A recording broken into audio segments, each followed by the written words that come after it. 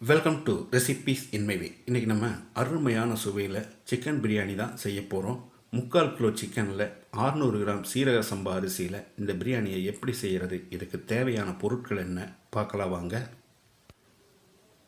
பேனில் 2 டீஸ்பூன் எண்ணெய் ஊற்றிக்கலாம்.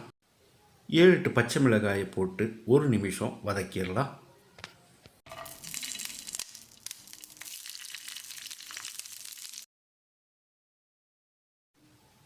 பச்சை மிளகாயோட கலர் மாறிடுச்சு. இந்த அளவுக்கு வதக்கின பிறகு இதில் ஒரு கைப்பிடி நிறைய புதினா இலை, அதில் பாதி அளவுக்கு மல்லி இலை, குறைஞ்ச தீயிலேயே ஒரு 30 செகண்ட் வதக்கி விட்டால் மட்டும் போதும். இந்த அளவுக்கு வதங்கினது போது இது நல்லா ஆறின பிறகு மிக்சியில் தண்ணி சேர்க்காமல் பேஸ்ட்டாக அரைச்சி எடுத்துக்கலாம். பிரியாணி பாத்திரத்தில் 100 மில்லி அளவுக்கு எண்ணெய் ஊற்றிக்கலாம். சின்னதாக 4 துண்டு பட்டை, 5 கிராம்பு, 5 ஏலக்காய், 2 மராட்டி மூக்கு, 2 நட்சத்திர சோம்பு, 2 பிரியாணி இலை, 1 டேபிள் ஸ்பூன் அளவுக்கு கல்பாசி, ஒரு 10-20 செகண்ட் இதை பெரட்டி விட்டுடலாம். இதோட 1 டீஸ்பூன் சோம்பு, 4 டேபிள் ஸ்பூன் அளவுக்கு முந்திரி உங்களோட ஆப்ஷனில் தான், எவ்வளோ வேணாலும் போட்டுக்கோங்க. இன்னொரு 10-15 செகண்ட் இதை பெரட்டி விட்டுடலாம். 4 பெரிய வெங்காயம் நீல வாக்கில் நறுக்கி வச்சுருக்கேன், இதை போட்டுக்கலாம். வெங்காயத்தோட அளவு 250 கிராம்.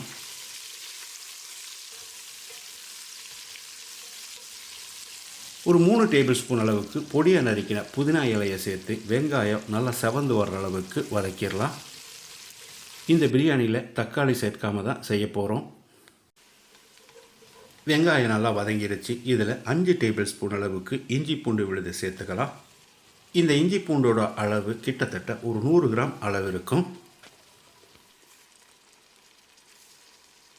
இஞ்சி பூண்டு விழுதோட பச்சை வாசனை போகிற அளவுக்கு 1 நிமிஷம் நல்லா ஃப்ரை பண்ணி விடணும். இப்போ இதில் நம்ம வெங்காயம், புதினா, மல்லி இலையை வதக்கி அரைச்சி வச்சுருந்தோம், அதை ஊற்றிக்கலாம். 1 டேபிள் ஸ்பூன் கசூரி மேத்தி,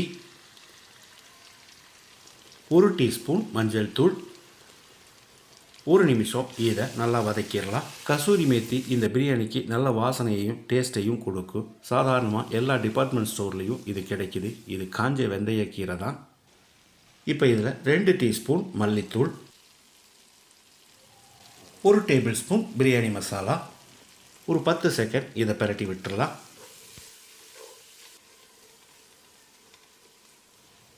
அரை கப் அளவுக்கு அதிகம் புளிப்பில்லாத கெட்டியான தயிர் எடுத்து வச்சுருக்கேன், இதை ஊற்றி கலந்து விட்டுடலாம்.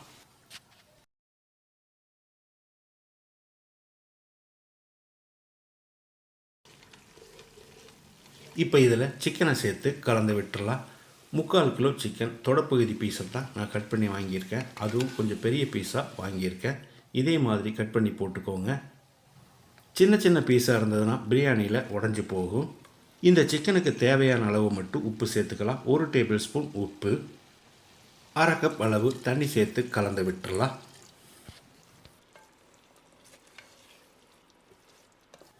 ஒரு 15 நிமிஷம் அளவான தீயிலேயே சிக்கன் வேகட்டும், மூடி வச்சிடலாம். இடையில அடிக்கடி கலந்து விடணும்.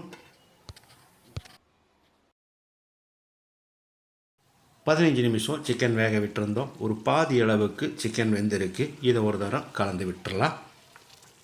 இந்த பிரியாணிக்காக 2 கிளாஸ் அரிசி ஊற வச்சுருக்கேன். அதுக்கு தகுந்த மாதிரி 3 கிளாஸ் தண்ணி சேர்த்துக்கலாம். அரிசியோட அளவு 600 கிராம்.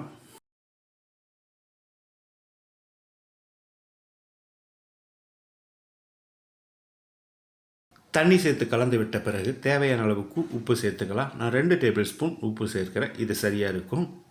2 டீஸ்பூன் பிரியாணி மசாலா,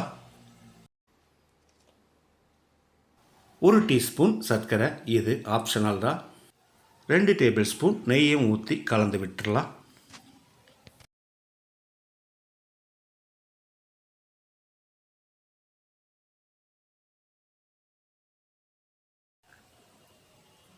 ஒரு 5 நிமிஷம் தண்ணி நல்லா கொதிக்கட்டும். தண்ணி கொதித்து வந்துடுச்சு. 2 கிளாஸ் சீரக சம்பா அரிசியை அரை மணி நேரம் ஊற வச்சு தண்ணியை வடித்து வச்சுருக்கேன், இதை போட்டுக்கலாம்.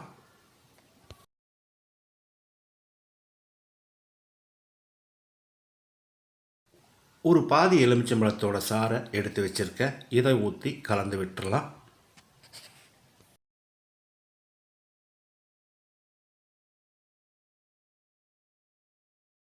அளவான தீயில் ஒரு 10 நிமிஷம் கொதிக்கட்டும். மூடி வச்சிடலாம். இடையில ஒரு 2 தடவை கலந்து விடுங்க.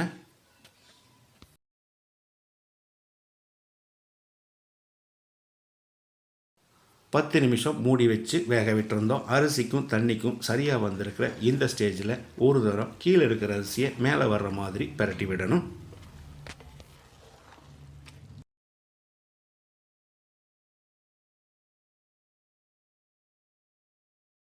இப்போ இது மூடி வச்சு தம் போட்டுடலாம். ஸ்டவ்வில் ஒரு பழைய தோசைக்கல் வச்சு அது மேலே பாத்திரத்தை வச்சிடலாம். அதுக்கு மேலே ஒரு பாத்திரத்தில் தண்ணி கொதிக்க வச்சுருக்கேன். அதை வச்சு மூடி வச்சிடலாம். அதிகப்படியான தீயில் 5 நிமிஷம், குறைஞ்ச தீயில் 10 நிமிஷம் இருக்கட்டும். அதுக்கு பிறகு ஒரு 35 நிமிஷம் கழித்து நம்ம பிரியாணியை திறந்துக்கலாம். மணக்க மணக்க அருமையான வாசனையோட நம்மளோட கர்நாடகா ஸ்டைல் தொன்னை பிரியாணி ரெடி ஆயிருச்சு. சிக்கன் உடையாத அளவுக்கு கரண்டியோட கைப்பிடியால் மெதுவாக கிளறி விடணும். இப்போ இதில் நான் கொஞ்சமாக நெய் சேர்க்கிறேன். நீங்கள் விருப்பம் போல் சேர்த்துக்கோங்க. அருமையான சுவையில் நான் செஞ்சுருக்கிற இந்த தொன்னை பிரியாணியை இதே மாதிரி இதே அளவுகளோடு நீங்கள் செய்து பாருங்கள். இந்த வீடியோ பிடிச்சிருந்தா லைக் பண்ணுங்கள், கமெண்ட் பண்ணுங்கள், ஷேர் பண்ணுங்கள். சப்ஸ்கிரைப் பண்ணாதவங்க சப்ஸ்கிரைப் பண்ணுங்கள். மறக்காமல் பெல் பட்டனை கிளிக் பண்ணுங்கள்.